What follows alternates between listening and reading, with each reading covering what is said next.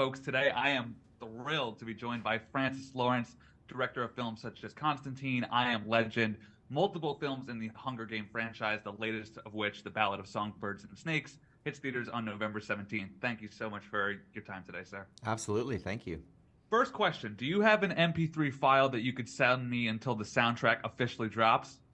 Ha. Because that music was great. No, I know the music's fantastic. You know, the weird thing is I actually don't. I mean, maybe if I went back in like my email history or something, I could find some, album lineup or something like that. But no, I'm waiting for it to come out on Spotify myself.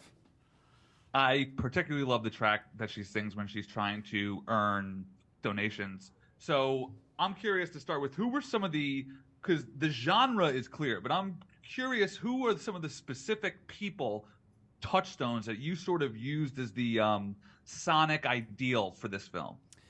Okay, so going into this movie, I have to, in all honesty, I didn't have that much knowledge about the sort of country music genre, in truth. And so when I started talking to Suzanne Collins and she said there was a sort of a musical element to it, and then I read the book and I saw the lyrics, we started talking about her reference points, and she recommended that I watch this documentary by Ken Burns on country music, the country music documentary. It's like 16 hours or something. It was during the pandemic. I had plenty of time, but I fell in love with it. I love this documentary. If you haven't seen it, you should see it. It's amazing. But what was also great is that I actually really fell in love with the era and the genre of music that we're touching on in this. And so I think it's like the second episode of this documentary, we get down into kind of West Virginia, and it's sort of focusing in on like the Carter family, Maybelle Carter, and that sound that comes out of West Virginia and Appalachia. And I just fell in love with it. I play guitar, and I suddenly wanted to learn how to play guitar like Maybelle Carter, and I just loved the sound. And this was in early days of starting to record people and putting out records. And so then we went and we hired Dave Cobb, a great Nashville-based producer and songwriter, who also has a vast knowledge of country music and gets this genre and this tone specifically. He put together this great little band, and he wrote the chords and the melodies for the music that Suzanne had already written. And it, for me, kind of came together seamlessly. And the next worry, I will say, is Rachel has an amazing voice, but we didn't know if she was going to translate to this kind of music. But the thing is that she got it instantly, like hardly with any coaching from Dave. She was already had a little bit of the dialect going into it, just fully understood and zoned in and got it, and it was amazing. And then could sing, honestly, live on set. Everything we did in the movie, she sang live. She's one of those performers that you can't believe a voice so powerful comes out of a body so tiny. I know, yeah, it's incredible. So there's something a bit meta here that I'd like to talk about. What's it like returning to a franchise that not only takes place in a different time period than the one you previously knew, but also at a time when you yourself are in a different time period of your life? I mean, I have to say that, I didn't think there were going to be any more books, and Suzanne didn't have any plans for anything, and she sort of surprised us with this in 2019, end of 2019, that she was almost done with the book. And when I discovered that it was essentially two things. One, the origin of a villain, which I love those kinds of stories. I'm going to ask you about that, don't worry. But the other part was that we were basically, in essence, making a period piece to the original movies. And I thought that was such a wildly fun challenge. And I love world building. It's one of the things I look for in all the projects that I do. And so the fact that I'm not just kind of recreating the world of Panem we know, I get to sort of create an older version of Panem, and a much more rudimentary version of Panem. That was really, really fun. So I'm going to be frank here. I have never seen any of these films before. So I'm curious if you think that puts me at an advantage or a disadvantage for enjoying this film, and how you sort of approach that, trying to reach new fans, but also appeasing longtime ones. The truth is, the way we tried to approach it is that ideally somebody who has not read any of the other books and not seen any of the other movies could come in cold, get into this world, understand the world, follow the story, and have a fulfilling experience, and come out having been entertained, ideally have their thoughts sort of provoked, have them thinking about the themes of the story. I will say there'd be a little bit of a benefit if you were to have seen the other movies. There Well, is because a at one point I'm like, why are they singing? And like it took me a while to sort of get my grasp in the world, but once I did, and this is me being totally truthful, I was in. So I was right. impressed by sort of that ability to like appease a new fan to me in what I imagine is the whole reason that the checks were writ was to get franchise fans back in, but it's still connected with a new fan Well, like that's me. ideally that's what we want to do. We want to have it work on its own, right? I was going to say that I think that for people who are fans of the books and the other movies, there's another layer that's at play that wouldn't be at play for you, right? Which are all the nods to things in the later movies. There are now, like, if you had seen the other movies and you see this, you're suddenly going to have sort of epiphanies about characters, about character dynamics, about the origins of certain songs. One of the songs in this movie you probably didn't know, The Hanging Tree. No, I read it up. I've gone and dug into the lore. I have went back and bought the movies and completely dove in since. So yes, I do know the song. Yeah, so that one you've heard Katniss sing, but now to go back, 64 years and go, oh, okay, this was created here. We get to see the Hanging Tree. We see the person who created the song. There's people that actually meet at the Hanging Tree. There's a lot of that kind of stuff, but sort of discovering, what District 12 really means to Snow. To understand who Tigress really is and how close Tigress really was with Snow. If you've seen her in Mockingjay Part 2, you would never in a million years know that there's a connection. Hunter was great, too. Yeah, she's awesome. I love Hunter. So, as a result of me not having seen the films in this, it took me a while to realize that I was watching a movie about a villain, which had a very disorienting effect that I actually really enjoyed. There were choices he makes. I'll bleep this out because I don't want to spoil the film. But when I'm following this character thinking he's a hero, and that decision was so strange. I was like, wait, did I miss something? What's going on here? But then once it clicked to me that it was a villain, it all sort of clicked into place. So talk to me about the challenges and rewards of making an origin story about a character that ultimately ends up villainous versus that classic hero type. Yeah, I mean, I love those kinds of stories. If you look at, old stories like Macbeth, and you look at stories like, the origins of Darth Vader, or you look at Breaking Bad, I love those stories of people breaking bad.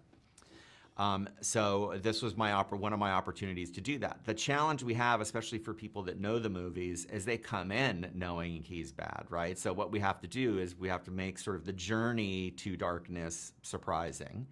And we also have to get people behind him in the beginning. We have to get people to empathize with him, to understand his struggle, to root for him.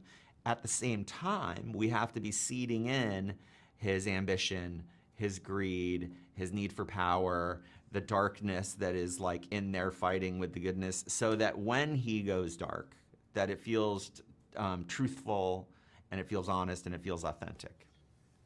It's a very common thing these days to look down on prequels and sequels and spin-offs as cash grabs, but just hearing you talk, you're threading a fine needle here.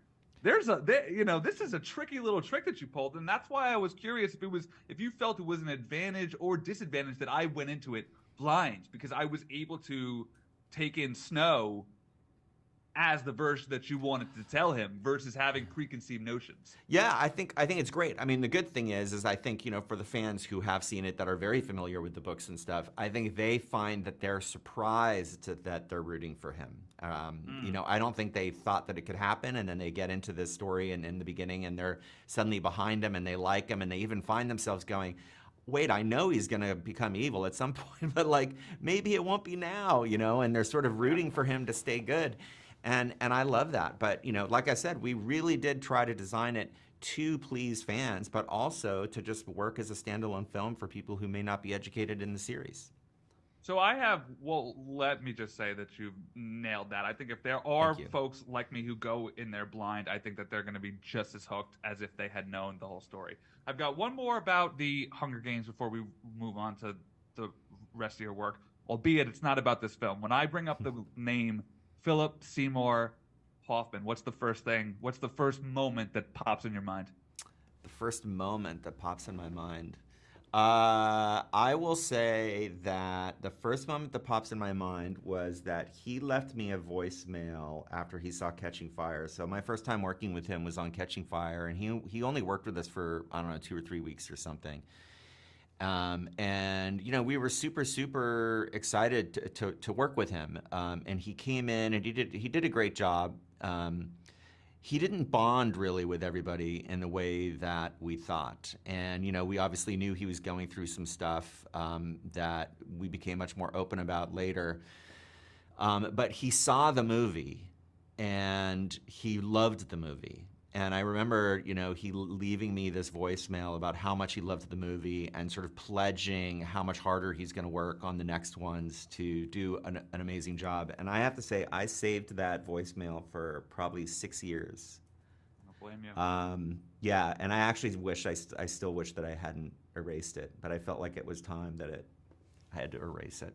It's okay. I'm sure it still lives where it needs to live, Yeah. All right, so, my man, Constantine. Yeah. I feel like I am a ground floor investor in this film. I've been screaming that it's good for close to 20 years now. I'm curious from your perspective why you think it's taken so long for culture to realize that. I don't know. Look, every job I do, I fall in love with something about it, whether it's the character, the story, the world, ideally all of it. I loved it. I loved making it. I was passionate about it, and we did okay financially. It was different sort of financial models then. Can you like confirm, we did. Was it 70 mil or what? 100 mil? Because I think that the makes making the budget. Yeah, the budget was $96 million. Because you guys made 230. That's pretty good. No, it's pretty good, and that was at a time too where ancillary markets, like, you typically doubled your box office. Like, we made money. It wasn't bad. It's not like a grand slam by any means, but we did okay. But we got, harshed on by the critics. But what I found was over the years, and then when I go out on tour with I Am Legend or something, and everybody's got Constantine DVDs, and then my next movie, Constantine DVDs, and then Hunger Games, Constantine DVDs, and then there's like Rotten Tomatoes has these, articles on the movies that Rotten Tomatoes got wrong, and Constantine's on there going like, oh no, this is a gem, people harshed on it, inappropriately, and I don't really know why. I think part of it is, I think the world turned around on its opinion of Keanu, and I think Keanu went from somebody that people didn't really respect for a while to being one of the most beloved, actors around, and deservingly so. He's a fantastic guy. So I honestly can't say why. It's great that people love it, and that the fan base seems to have grown, and it's gotten this kind of almost like kind of culty like quality to it now. It's a hell of a lot better of a feeling now than it was when it came out. I'll tell you that. And we're trying to make the sequel. There's been a lot of hurdles. Yeah, so Yeah, there's just been a lot of hurdles. The sort of control of those kind of dark DC characters, Vertigo characters, has bounced around, and we've tried to sort of gain control. We finally have, and Keanu and I and Akiva Goldsman, who did the movie together originally, are batting around ideas, and we got sort of halted by the strike.